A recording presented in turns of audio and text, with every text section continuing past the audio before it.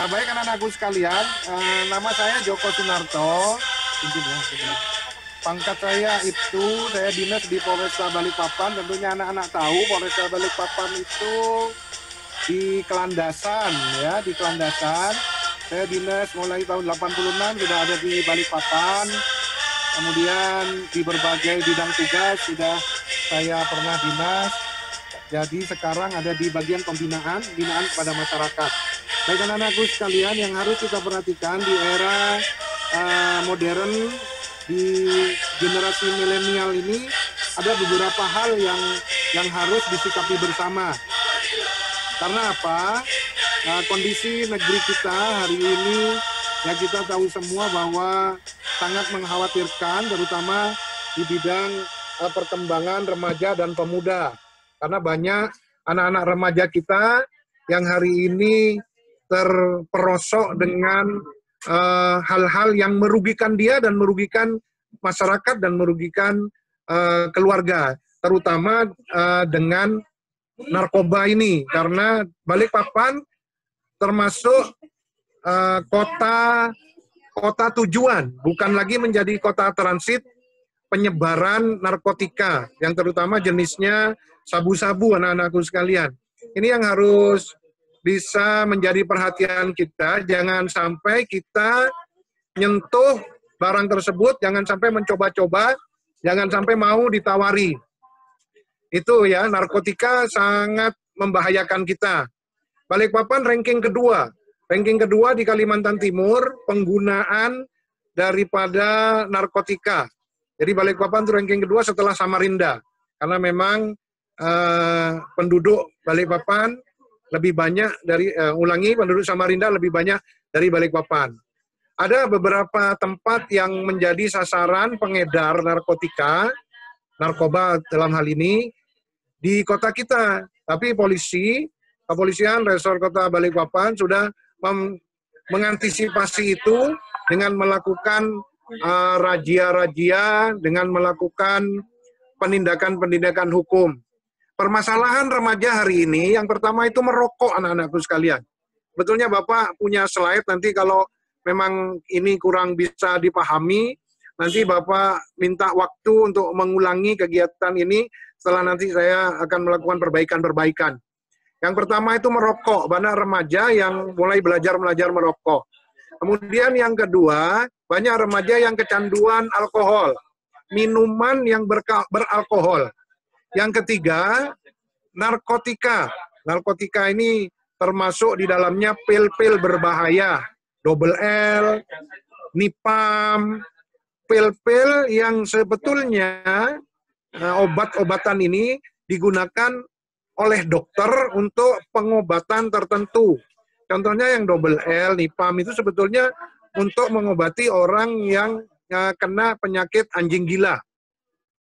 Tetapi oleh remaja kita itu disalahartikan, digunakan, diminum dengan dosis yang tidak tidak dikontrol oleh dokter, akhirnya mereka jadi overdosis, akhirnya menjadi ketagihan. Kemudian bagi anak-anak yang memang kurang punya uang, dia ngambil sensasi dengan cara ngelem. Tentunya mungkin ada yang tahu fenomena remaja kita SD, SMP yang suka ngelem. Halo? Masih bisa didengar ya Bapak ya? Bisa. Ya.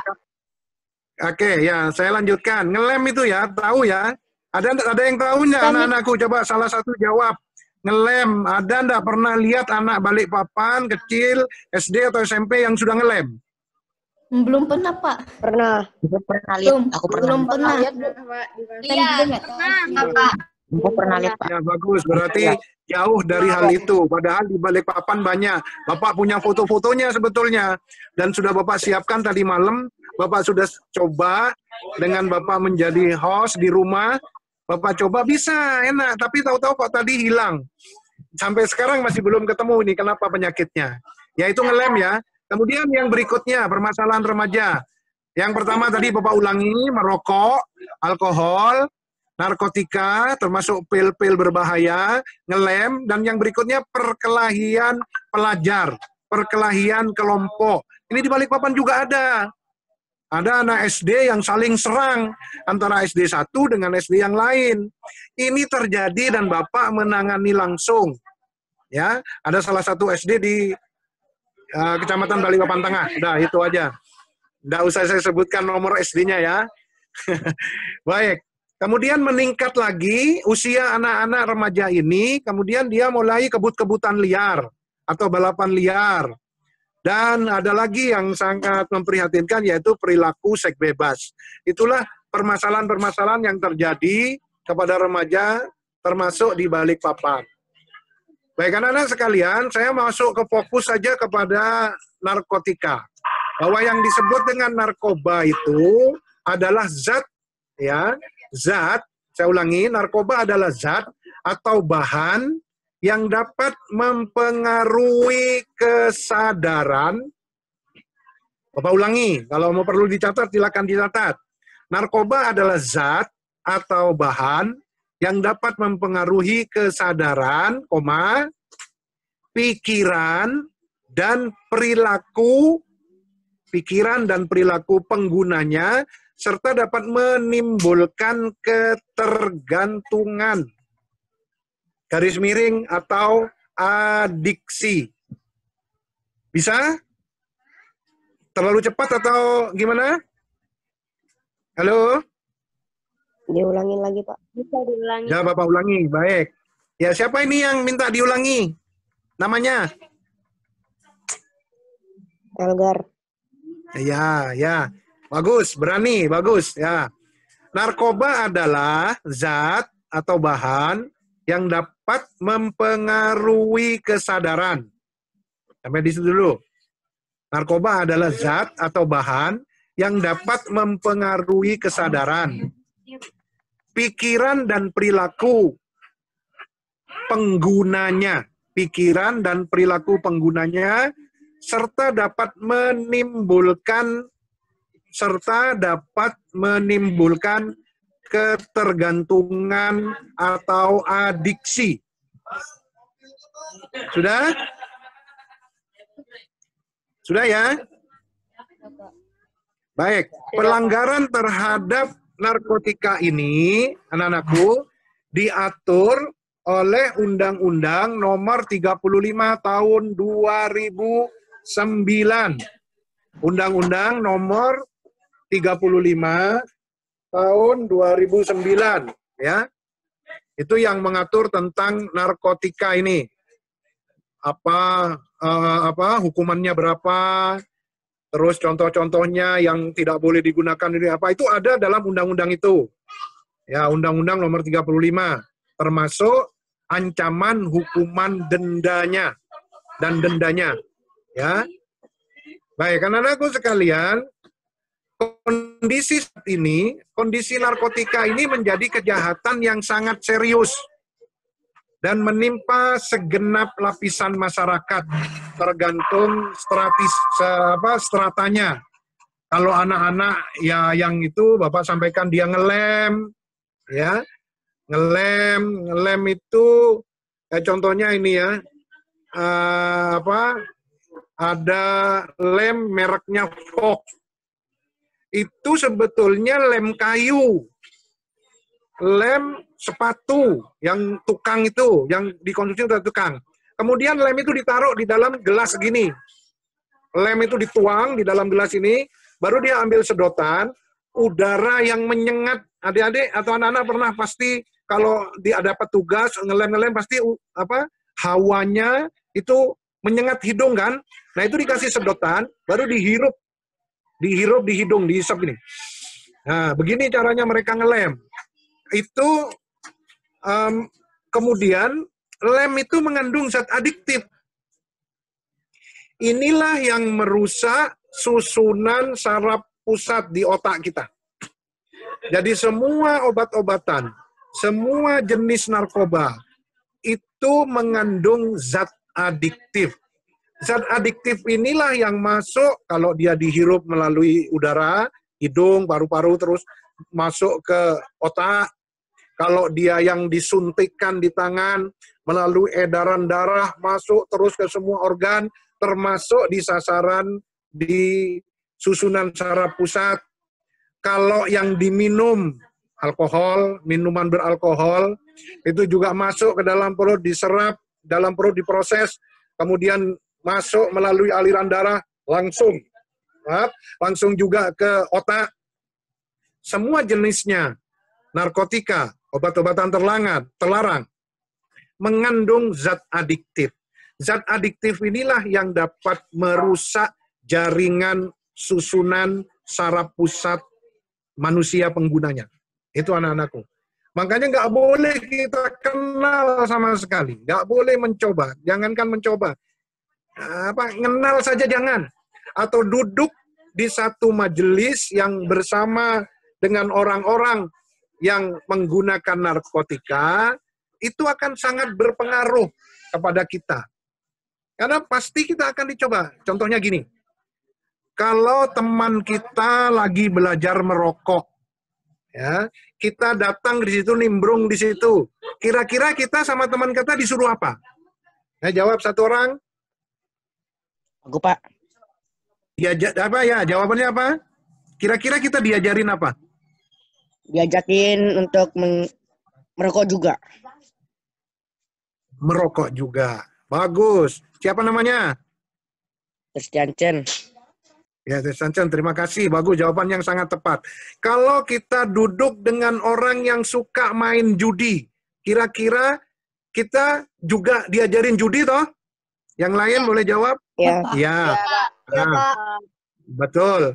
Kemudian, makanya kita harus bisa memilih teman. Kalau sudah teman kita, anak-anak melihat, loh itu kok suka ngantong-ngantong, biasanya anak-anakku lem itu ditaruh di baju sini. Disembunyikan di baju, jadi yang kelihatan hanya sedotannya aja gini. Gini dia, nunduk-nunduk, dekil orangnya. Itu cara ciri-ciri anak-anak yang suka ngelem. Dekil orangnya, nggak pernah mandi. Karena dia terhalusinasi. Susunan sarafnya diserang langsung oleh zat adiktif yang di dalamnya. Ya. Kemudian narkotika itu ada kondisi yang namanya adiksi. Bapak sebutkan tadi adiksi ya. Adiksi, ya enggak? Ya. Dapat menimbulkan ketergantungan dan adiksi. Catatan sebelumnya ya. Betul? Betul, Pak. Betul, Pak. Ya. Nah, sekarang catat apa yang dimaksud dengan adiksi. Sudah siap? Adiksi adalah suatu kondisi, ya Bapak ulangi, adiksi adalah suatu kondisi kebutuhan fisik dan mental, akan zat narkoba, secara terus-menerus dengan dosis yang makin meningkat. Kasih garis bawah. Dengan dosis yang makin meningkat. Itu anak-anak kasih garis bawah. Coba Bapak kepingin dengar suaranya yang wanita. Apa yang dimaksud dengan adiksi? Silakan dibaca. Adiksi yang wanita, adalah, yang wanita. Siapa dulu namanya? Siapa? Adalah Dita. Adriana. Siapa nak? Dita. Adriana. Dita dulu. Ya, Dita.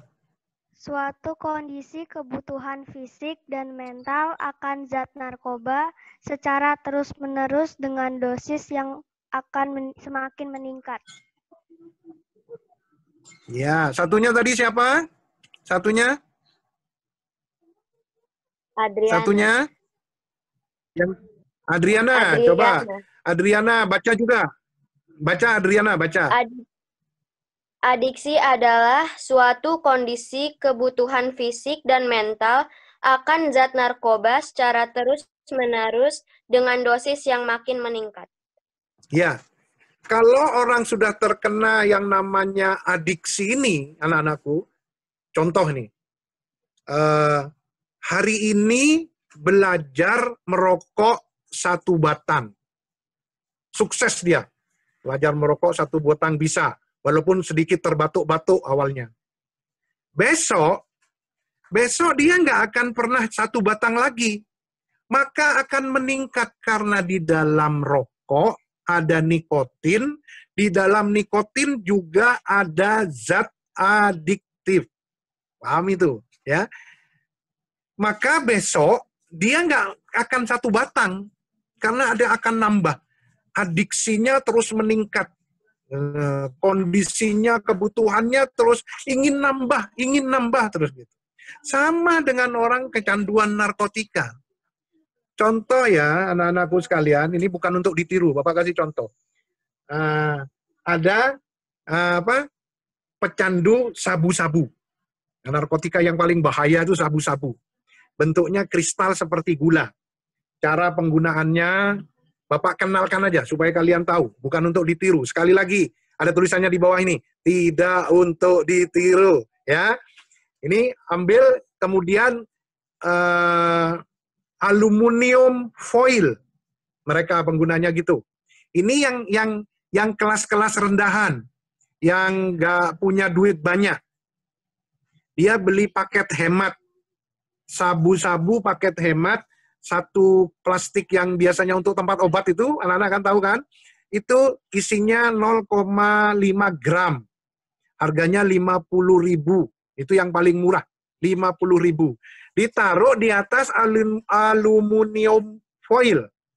Bisa juga dari anunya rokok itu, bungkusnya rokok yang di dalam, yang tidak bisa terbakar.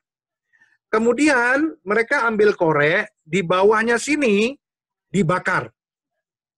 Dibakar pakai korek. Akhirnya sabu yang ada di sini, yang hanya 0, sekian gram itu, yang sedikit itu, dia panas. Setelah panas, kemudian dia menimbulkan asap. Akhirnya asapnya begini dia. Dihirup langsung di hidungnya. Begini dia caranya.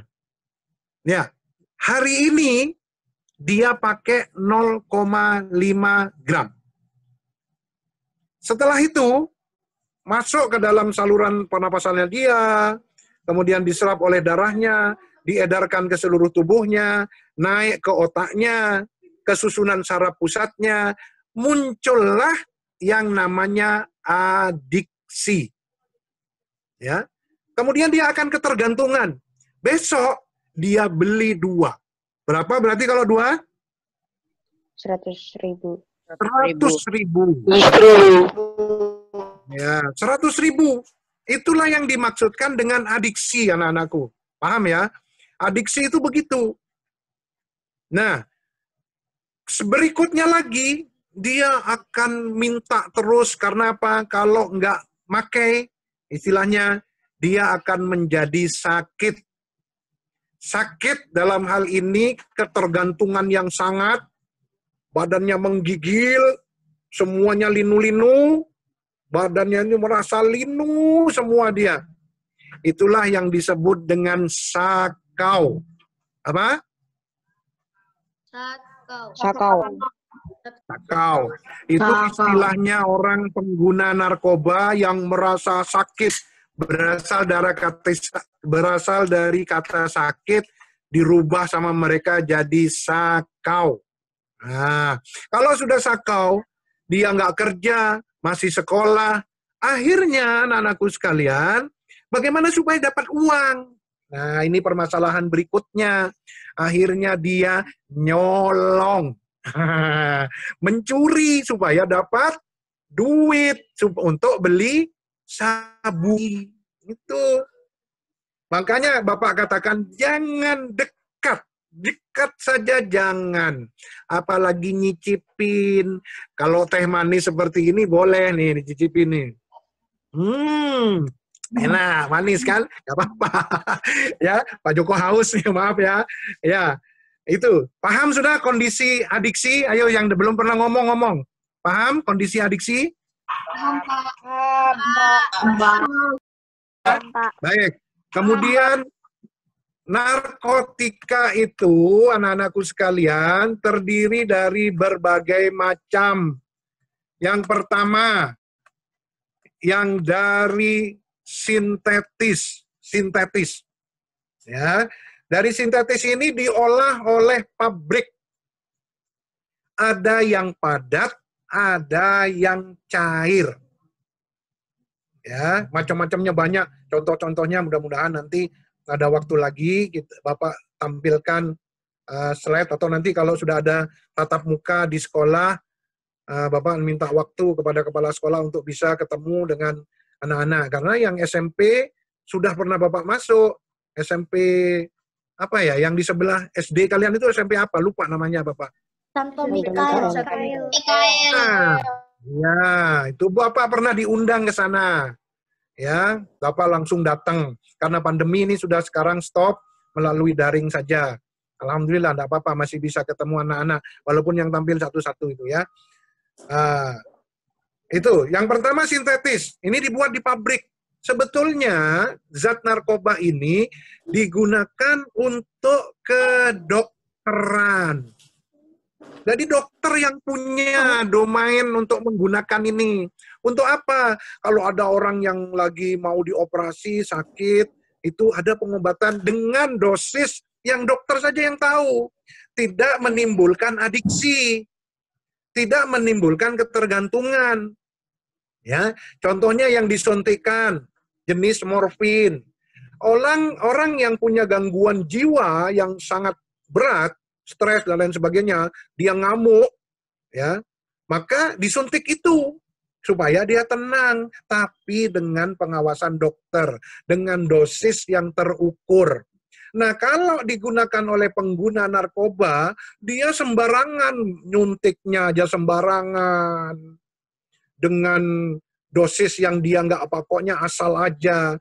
Akhirnya menimbulkan serangan terhadap susunan saraf pusat yang ada di otaknya. Itu yang sintetis. Ada yang semi sintetis, yang kedua jenis narkoba. Yang kedua adalah semi sintetis. Ya, semi sintetis ini perpaduan antara buatan pabrikan dan ada yang diolah sendiri. Contohnya pil-pil yang banyak digunakan oleh orang untuk meningkatkan halusinasi. Tahu enggak halusinasi itu apa?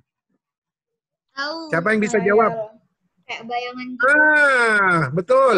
Siapa? Menghayal.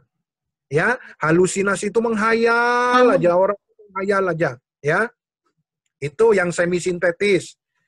Minuman keras, mengandung alkohol, mengandung zat adiktif, itu semi sintetis.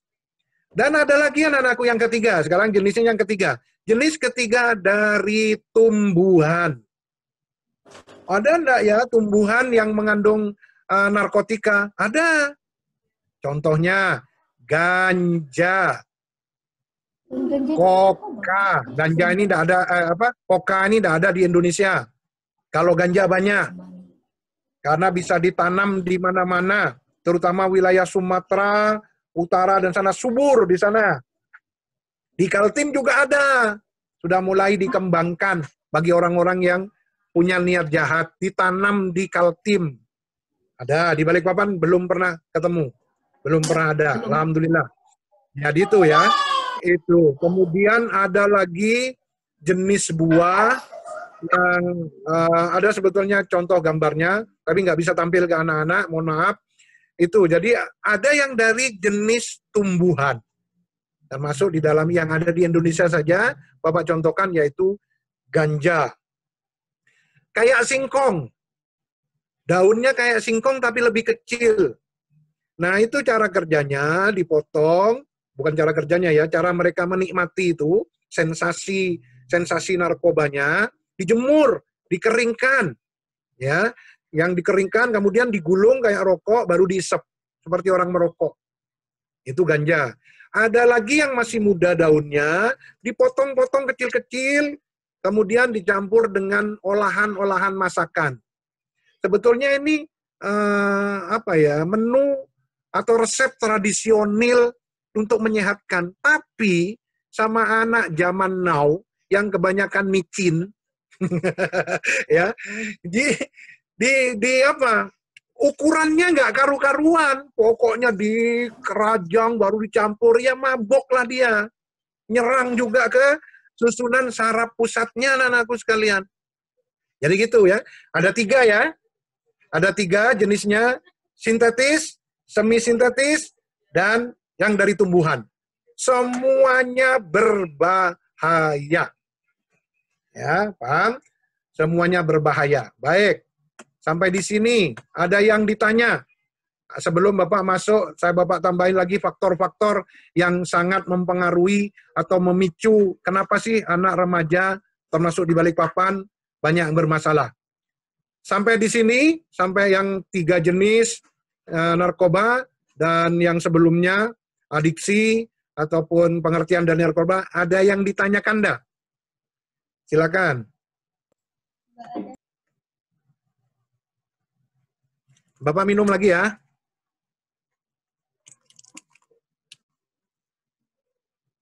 Ikut. Ada? Tidak ada? Tidak ada. Baik. Kalau nggak ada, Bapak lanjutkan. Kenapa sih anak-anak itu atau remaja itu kemudian terjerumus, dalam tanda kutip terjerumus, kepada permasalahan-permasalahan yang tadi? Faktor yang pertama, anakku catat, faktor yang pertama, faktor intern. Ada 3 faktornya. Yang pertama, faktor intern atau faktor dari dalam, termasuk dalam rumah tangga. Faktor dari dalam. Faktor dari dalam rumah ini juga berpengaruh.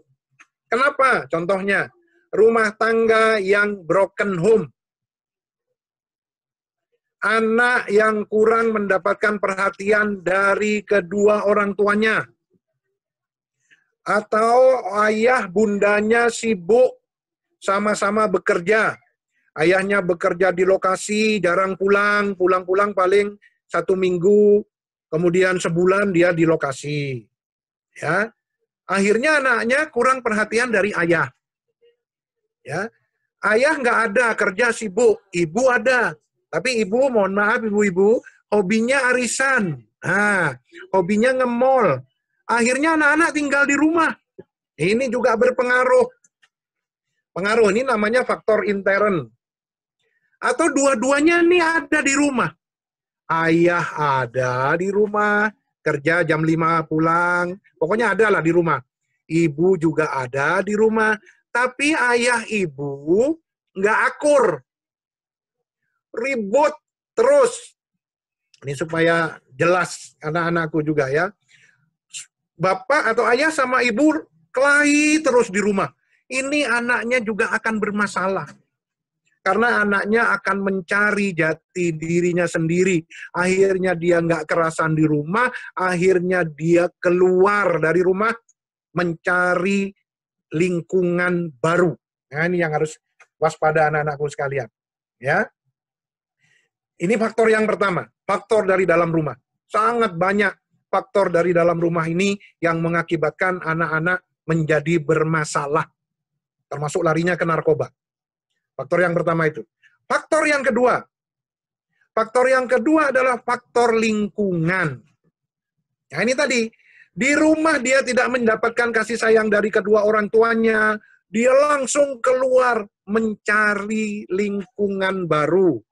Dia mencari temannya. Berada dalam lingkungan orang yang suka mabuk. Berada dalam lingkungan orang yang suka nyabu. Berada dengan orang lingkungan yang suka ngelem, lambat laun, anak-anak tadi sudah ngomong, lambat laun dia akan menjadi ikut-ikutan lingkungan itu. Ya. Nah, jadi faktor yang kedua, faktor ekstern atau faktor dari luar. Siapa teman kita? Halo? Halo? Halo. Ya, bisa terus ya. Siapa teman kita, maka akan seperti itulah karakter kita. Ingat itu. Bapak ulangi. Siapa teman kita, maka akan seperti itulah karakter kita. Itu kau, kayak ini aja. Lalu kenapa? Ya. Ya, itu ya. Faktor yang kedua apa? Faktor ekstern atau faktor lingkungan. Faktor yang ketiga, yang terakhir. Faktor kemajuan zaman teknologi modernisasi. Ini sangat berpengaruh. TV, HP, internet, sosial media, lifestyle atau gaya hidup. Ini sangat mempengaruhi. Sangat mempengaruhi kepada perkembangan jiwa anak-anak remaja kita hari ini. Ya, sekarang semua pegang HP. Nih contohnya sekarang. Bapak ada di Polres, anak-anak ada di rumah, kita bisa berkomunikasi. Ini positif. Ada enggak negatifnya? Ada. Pasti ada. Ada. Pak. Pasti ada. Pegang handphone, pegang gadget, ya, dapat tugas dari ibu guru, bapak guru di sekolah. Ya awalnya memang mencari tugas itu, tapi kadang-kadang sadarkah kalian tahu-tahu muncul iklan-iklan yang gimana gitu gambarnya, ya kan? Akhirnya yang dilihat yang iklannya dulu, betul nggak? Atau game, tugasnya dari ibu guru belum selesai, suruh nyari artikel melalui gadget, melalui internet, tugasnya belum selesai, sudah asik Mobile Legends sama temannya, main game, itu nggak cukup 1 jam, 2 jam, bisa berjam-jam mainan. Itu faktor negatifnya dengan keberadaan teknologi yang modern ini. Semuanya sekarang sudah tergantung kepada HP. Dan semuanya anak-anak sudah punya. Mau makan, pasti pegang HP. Mau tidur, pegang HP. Bangun tidur, HP. Mau kemana? Update status dulu. Bro, ayo ketemuan. Di mana? Di tempat biasa. WK. Ya, itu sekarang begitu. Ini berpengaruh anak-anakku sekalian. Ya, apa yang terjadi di luar sana dengan HP, dengan genggaman kita bisa nikmati sekarang juga di Balikpapan. Ya. Nah, ini pengaruhnya sangat luar biasa. Akhirnya apa? Minat baca kita menurun. Karena apa? Kebanyakan pegang HP. Ya, bukan Bapak nggak setuju dengan adanya HP. Setuju, baik, tapi ambil segi positifnya, negatifnya tergantung kita. Tergantung kita, ya. Kalau kita mau cari negatifnya ada, cari positifnya banyak. Di HP itu banyak. Sosial media sekarang, waduh, pasti anak-anak punya WA. Pasti anak-anak punya Instagram, anak-anak punya Twitter, Facebook, wah banyak sekali. Dan itu mengganggu waktu kita. Nggak cukup 1 jam, 2 jam namanya balas balas WA. Nge-DM temannya itu nggak cukup 1 jam, 2 jam. Sangat mengganggu, menyita waktu kita.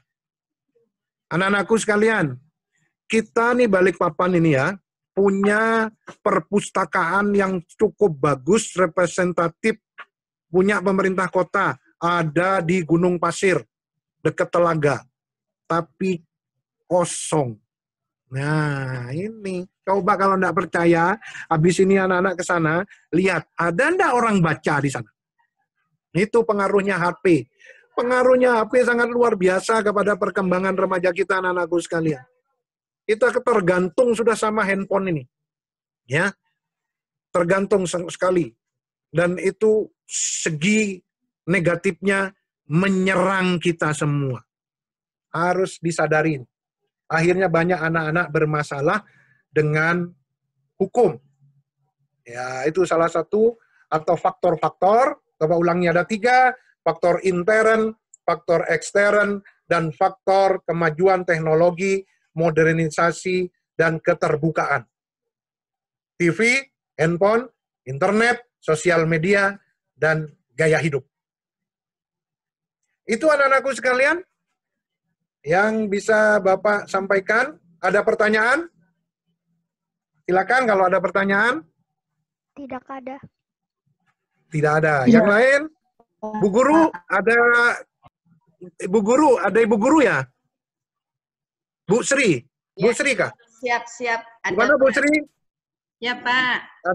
Gimana Bu? Nasihat untuk anak-anak, apa Pak? Cara menghindari ini supaya anak-anak dijauhkan dari narkoba, Pak. Itu aja, Bapak. Ya. Tip-tip yang harus dikasihkan kepada anak-anak semuanya. Iya. Baik. Anak-anak untuk menghindari pergaulan yang kira-kira nyerempet ke narkoba itu, maka Bapak sarankan hindarkan pertemanan yang kira-kira menyesatkan kalian. Itu yang pertama. Hindarkan pertemanan yang kira-kira membawa kalian kepada komunitas penikmat narkotika. Pasti kalian tahu, oh temanku ini suka bolos. Ternyata begitu bolos dia ngumpul dengan anak-anak geng sana yang hobinya ngelem. Pasti tahu. Oh temanku ini kok tahu-tahu sering pegang botol ya. Oh, dia coba-coba minum minuman keras. Oh temanku ini suka berjudi dan lain sebagainya. Kalian pasti tahu. Kalau sudah ketemu dengan komunitas atau pertemanan yang seperti itu, dengan cara yang baik, hindari, jauhi. Hindari dan jauhi. Jangan berteman dengan orang yang seperti itu. Mereka akan menjerumuskan. Apalagi kalian dilihat banyak punya, pasti kalian akan dipalak. Tahu dipalak? Dimintai duit terus, dipaksa. Banyak itu kasus seperti itu. Yang pertama, jaga pertemanan ya. Yang kedua, manfaatkan teknologi dengan sebaik-baiknya. Kenali barang-barang yang kira-kira dapat merusak kondisi tubuh kita, fisik kita, dan mental kita. Harus tahu anak-anak semua. Ya, harus paham. Manfaatkan teknologi dengan cara itu. Kenali. Oh, ini begini, bahayanya kalau pakai ini, bla bla bla, begini. Panjang itu. Karena semuanya akan menyesatkan. Dan ujung-ujungnya kepada apa? Kematian. Narkoba akan membawa kematian. Awalnya kalau sudah kecanduan, awalnya kalau sudah kecanduan, kemudian masuk ke wilayah adiksi tadi, maka dia akan terus-menerus, akan overdosis, akan penyakit yang tidak ada penyembuhnya, HIV/AIDS, ya. Kemudian mati. Kalau tidak kena penjara, mesti mati. Di penjara tidak menyelesaikan masalah. Karena pecandu, pemakai, pengedar yang ditangkap sama Pak Polisi, masuk di penjara tambah jadi. Nah, karena banyak juga di sana. Harusnya dia bertobat, masuk penjara, malah pakai lagi. Nah itu, manfaatkan ilmu pengetahuan dengan sebaik-baiknya agar kalian tahu dan tahu bagaimana cara menghindarinya. Yang terakhir, tip untuk anak-anakku sekalian, jangan ikut-ikut mencoba. Hati-hati. Jangan main coba-coba. Kalau sudah nyoba 1, besok 2, besok lagi 3. Nah, terus karena kecanduan, kena situasi yang namanya adiksi itu. Paham ya? Baik, itu Bu mungkin tip untuk anak-anak kita sekalian. Terima kasih Bapak Joko, tip-tip yang diberikan kepada anak-anak kami. Semoga apa yang diberikan Bapak Joko pada hari ini bermanfaat bagi kehidupan juga masa depan anak-anak kami, supaya mereka nanti tumbuh menjadi generasi muda yang hebat dan yang sukses.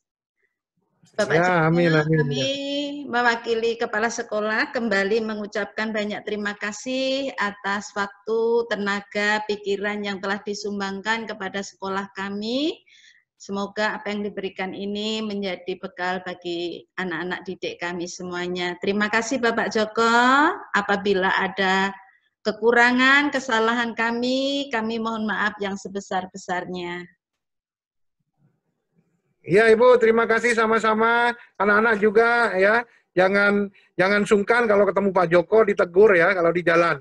Baik, sukses semuanya, mudah-mudahan sukses semuanya. Terima kasih Pak Joko. Terima kasih, Pak. Terima kasih Pak. Yes, terima kasih Pak Joko. Terima kasih, Pak Joko. Terima kasih Pak. Terima kasih Pak Joko. Terima kasih Pak Joko. Terima kasih Pak. Ya, Terima kasih Pak Joko. Ya, anak-anakku Ya. semuanya. Terima kasih Pak Joko. Terima kasih Pak Ya. Joko. ya. Terima kasih Pak. Oke, anak-anakku semuanya, Bu Sri juga mengucapkan terima kasih atas waktunya. Semoga apa yang diberikan Bapak Joko ini kalian ingat semuanya, ya. Jangan sampai kalian mendekati sedikit pun atau mencoba apa yang diberikan tadi Bapak Joko yang bisa merusak kehidupan kita, ya. Kalau anak-anak sudah terkena itu maka tidak punya masa depan yang cerah, ya, kasihan. Itu semua untuk bekal kalian, sekolah mempersiapkan anak didik kita supaya kalian nanti kelak menjadi anak-anak yang sukses semuanya, ya. Selamat siang, selamat istirahat, semoga bermanfaat bagi kita semuanya. Terima kasih. Selamat siang Bu Sri. Terima kasih Bu Sri. Terima kasih. Selamat belajar, selamat istirahat. Ingat pesan Mbak Joko tadi, ya, bekal yang sudah diberikan jangan sampai dilewatkan begitu saja, ya. Oke. Ya Bu. Oke Bu. Istirahat. Siapkan besok hari Senin kalian ulangan semester akhir, ya. Selamat siang anak-anakku semuanya. Selamat siang Bu Sri. Terima kasih Bu Sri. Terima kasih Bu Sri. Untuk wali kelas yang mendampingi Bu Endang, Bu Inge, Bu Henti Sibuk. Semoga anak-anak menjadi anak yang sukses. Saya tutup ya.